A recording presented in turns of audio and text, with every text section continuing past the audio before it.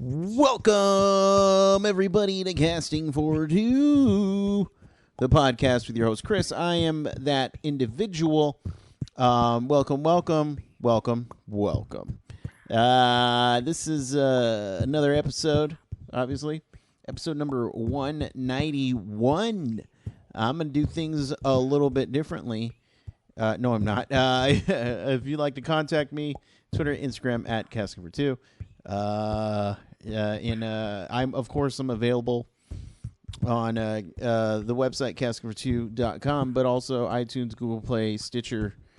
You can go and listen to me there. And if you want to leave me a nice comment, you are more than welcome to do so. And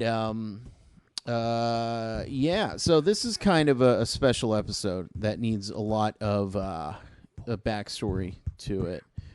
So a long time ago, I had this computer and it died on me, and I lost a couple of interviews. One of which was this that you're going to hear right now with Miss Caitlyn Kennedy, who has been, she's a friend of the show. She's been on a couple different times on this podcast, and she is a wonderful tweeter, and I think she's super hilarious. And recently, I got her talking to Zach over at Secret Stage Productions, which hosts the very popular Sunday Brunch podcast. And I know they're both political people, so they got together and they made a political podcast baby together. Yeah, and it's called Political Suicide, and I take all the credit, to be honest with you, for that podcast. So I just kind of chopped it up so you guys can listen to me talk with Caitlyn and have some laughs along the way. But let's get into this episode. So sit back, relax, and Chris, cue the music, please.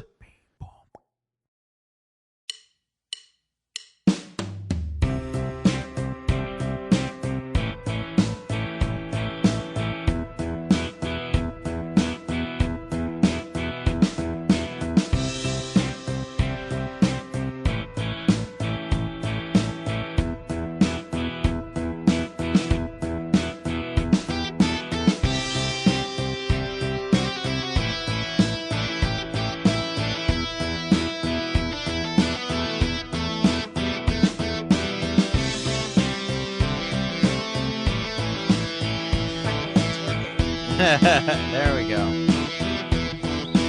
didn't realize I didn't have click this get downloaded on the computer because I got a new computer, so it's like, oh no. There you go. Yeah, that's all good. Alright. Okay. Alright. Alright, and we're done. That's it. It's I just wanted the sounds of you clicking. Well, I mean, is that what everybody wants? Yes, that's the most listened to. You're just clicking sounds. I want to start my own podcast where it's just clicking sounds the whole time. Would you ever start an ASMR podcast or anything like that? What do you mean? I don't know what that is. Okay, so ASMR is this weird thing where people whisper and talk to you.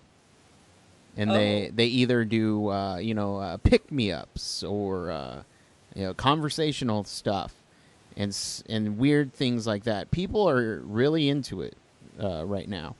Kind of like an NPR type thing. A little bit, but it's just, hi, how's it going? It's just very soft. Yeah, no, I don't have that setting. You don't have a soft voice setting?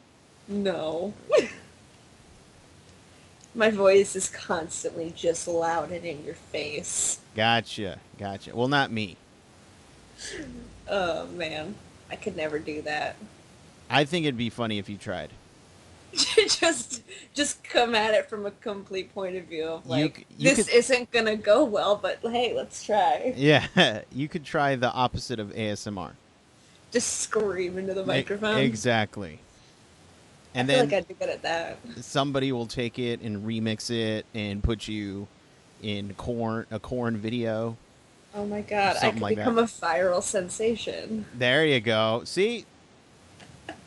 I've cracked the code. all I want. And is all it just... took was corn. Well, it's the first time anybody's ever said that. Yes, not even the members of Korn have said that. Which is corn. Corn's not a thing, right? My dad listens to them sometimes, but Okay. that's about the extent of my knowledge of them. How old is your dad? My dad is 41? Okay, all right. Yeah. Yeah. No, 40. He just turned 40. Okay. No. Don't lie to me now. I'm trying to remember. No, he turned 41. Okay. No. I was right. I was right. All right. He might get mad at you if you got it wrong. I know. God forbid I try to make him a year younger. When I was going to film school, one thing I didn't get was notepad, pencil, paper, any of that stuff, because I didn't think I needed that stuff. And on the first day, we were all taking notes, and I didn't have anything. So I said, oh, crap, well, I guess I'll get some notebook, paper, and all that crap. The closest thing to me was a Spencer's gift store. Oh, no. So I'm like, hey, Spencer's, whatever, let's see what they have. And they have this back-to-school pack of Korn pencils, Korn notebook. I'm like, you know what? I don't really care, so who cares? And whatever. So I bought, and it's all sealed, so I didn't. It was a bundle, so I didn't care. So the next day, I opened the pack up. I'm ready to take my notes, and on the cover is this huge like Korn, their symbol, and I was like, okay, whatever. And I can see people giving me weird looks, like, oh, he's really into Korn. And I was like, I'm not, but it's okay. So I opened the notebook, and on every sheet of paper is that Korn logo just burned in to every sheet. God. And I sat there just thinking, what the fuck? Like, what have I done? Yes. So whenever I turned in an assignment for the first couple of weeks, it was on Korn paper. Oh, I would have embraced that so much. Just been like, yeah, I'm like a huge Korn fan. Well, see, and then it became a joke where my friend's birthday came up, and I said I bought her a DVD, and I wrapped it in the Korn notebook paper. See, that's how you gotta do it. You gotta just embrace it. Embrace the Korn. Oh, man. Hey, let me ask you something. You ever feel like a freak on a leash? All the time. I would like to bring that up in a normal conversation and just see what happens. Like, no, I don't. That should be the gauge of whether or not you want to be friends with somebody. Right. If they give you a look like you're crazy, you just turn around and walk away. You know what? I don't want to be friends with you. You don't need that in your life. Oh, Korn. This is the most Korn has been talked about in years. I have a feeling. I have a new podcast coming next month. It's about Korn. Yeah, Korn on the Caitlyn. I was going to try to say Cobb, but I thought Caitlyn would be funnier. And then it's you, like a Korn on the Cobb, and then your face right at the top. That's great. I'm stealing that. Go right ahead. You're not going to see a penny for it, though. I'm fine with that. I give so many people ideas, and I'm happy to do it. Oh my now, God. if it makes millions, I mean, I'll expect like just buy him a Blu-ray or something. That's fine. All right. I can do that. All right, I can cool. scrape that together. Only if you make millions, that is. Yeah. That's it. If you come close to millions, it's like, nah, I don't want it. Once you hit that million mark, all right. Yeah. Then I'll start sharing. All right. Yeah, there you go. Yeah. Oh gosh. So what's going on with you? Nothing. I'm back in Philadelphia. Yeah. And trying to figure life out. Super excited about it by the tone of your voice. Yeah. Hey, no, settle down. I'm miserable here. I want to go back to California. Yeah. I miss it. I do. It rained here the other day, and I was like, I never had to deal with this. That's funny. It was dangerous, but I never had to deal with it. That's okay. So you prefer the danger over rain? No, I had to walk around after work the other night, Oh, and it was pouring. yeah. So I was like, if I was in California, this wouldn't have happened. Right. I used to walk around all the time out there and was fine. But yeah, here can't do that because it's unpredictable in the summer. Oh yeah. Oh yeah. Well, I was in Philly a couple months ago. Oh, yeah, and you weren't murdered? No, no. Congratulations. Because my friend lives there, and I was visiting him. I forgot where exactly he lives. It's like Fisherman something, Fishtown? I guess. Yeah, Okay. some had to do with fish. Yeah. So, and Philly's a bit jarring after, coming from a suburban area. Yeah, it's a good city if Hmm. you know where you're going and you're from the area, but Right, we don't take kindly to tourists. right, right, and It's not a tourist-friendly city for being a very tourist-heavy city.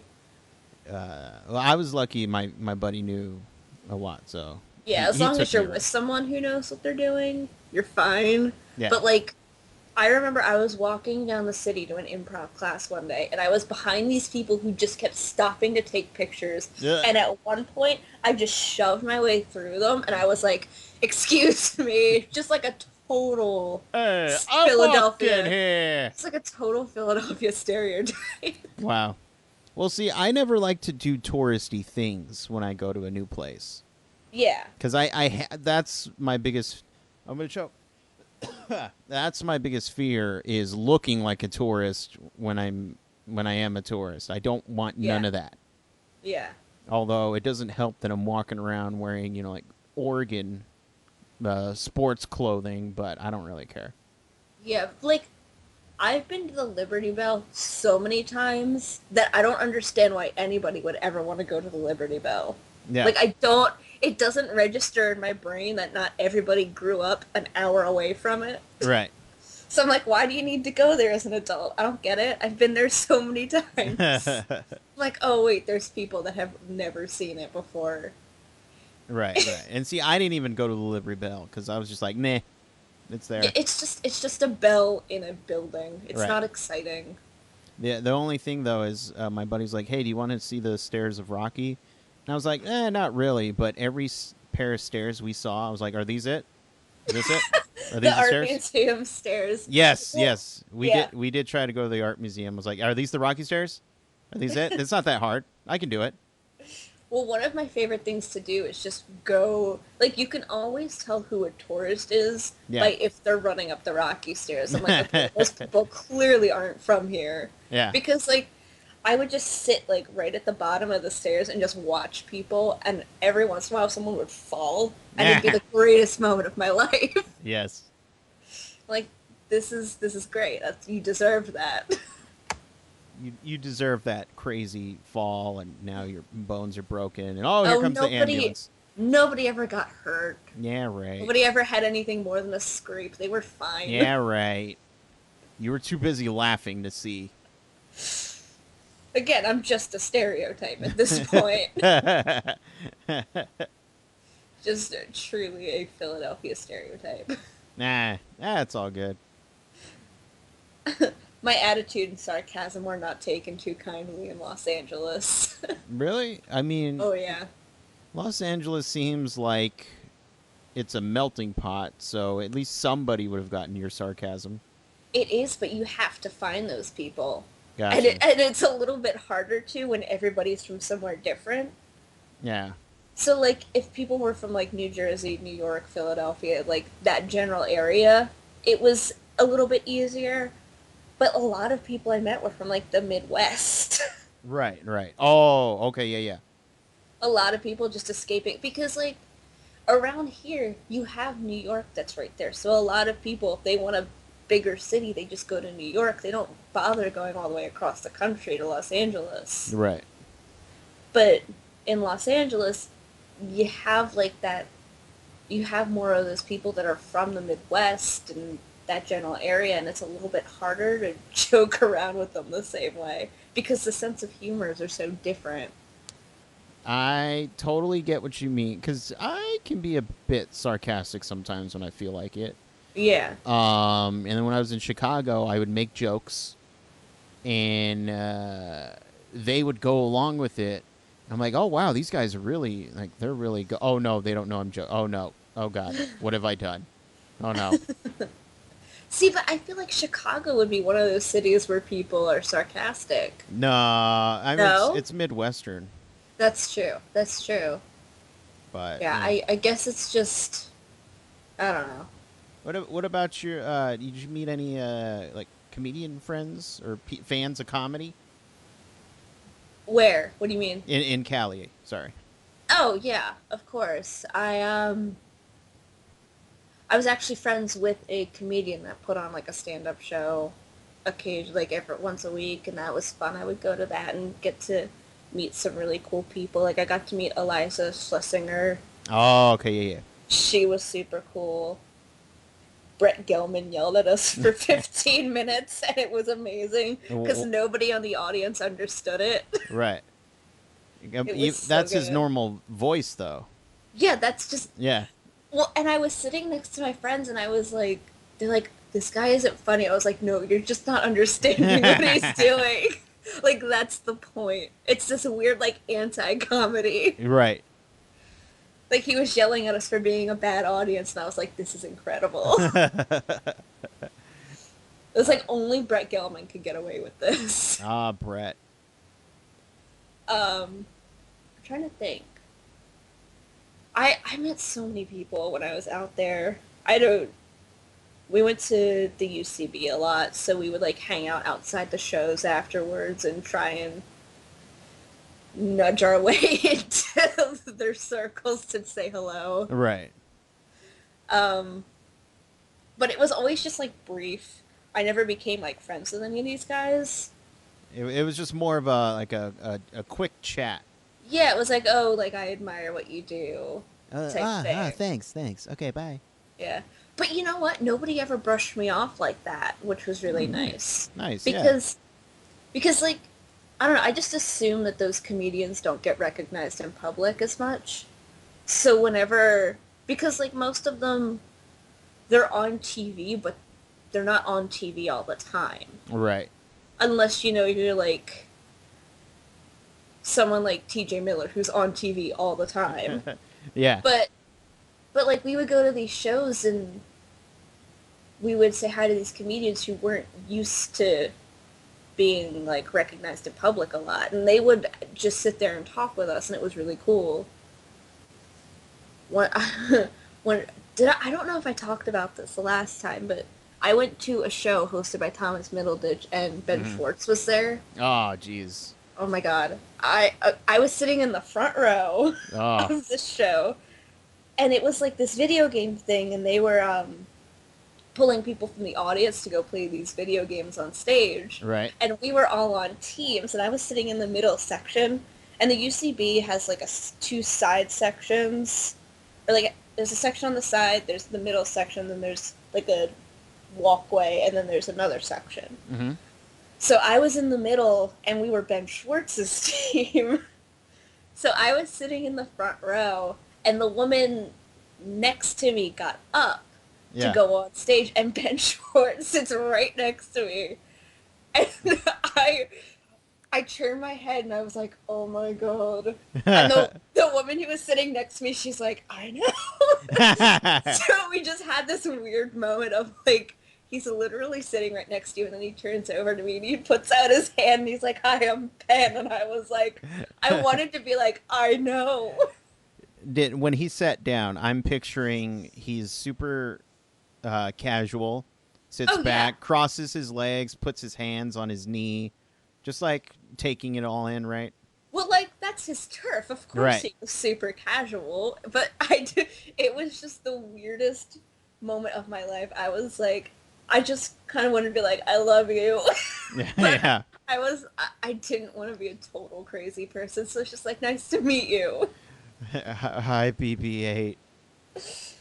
I would have done something stupid. I would have tried to make him laugh in that period of time. I don't need that pressure in my life. Also, I don't want to come off as a jerk talking while the show's going on. Right, right. Well, yeah, Yeah. yeah. But I so badly just wanted, and then like 2 months later, he came into the movie theater that I worked in, Hmm. and it was him and Gil. I think it's Ozeri or Oh, something like. yeah, yeah, Yeah, and from the Entourage. yeah. Yeah. So they came in and they were going to see, it was like an anniversary edition of Saw, and they were the only people in the theater. They were the only people in the theater. So they came up to the host stand and they said, "Hey, can one of you guys come in and take a video of us sitting in every single one of the chairs in the theater?" There's actually a video on his Instagram still this day. I was standing behind the whole thing happening. And I looked at my friend. I was like, "Please let me have this. Let me do this." I need this. So he's like, "Fine, I'll watch the host stand go in." So it was me and then another guy that I worked with. We went in there, and it was just the four of us in the theater. And I was like, "Don't you make a fool out of yourself. Be a normal human." It was it was so weird. Things like that would happen all the time there, though.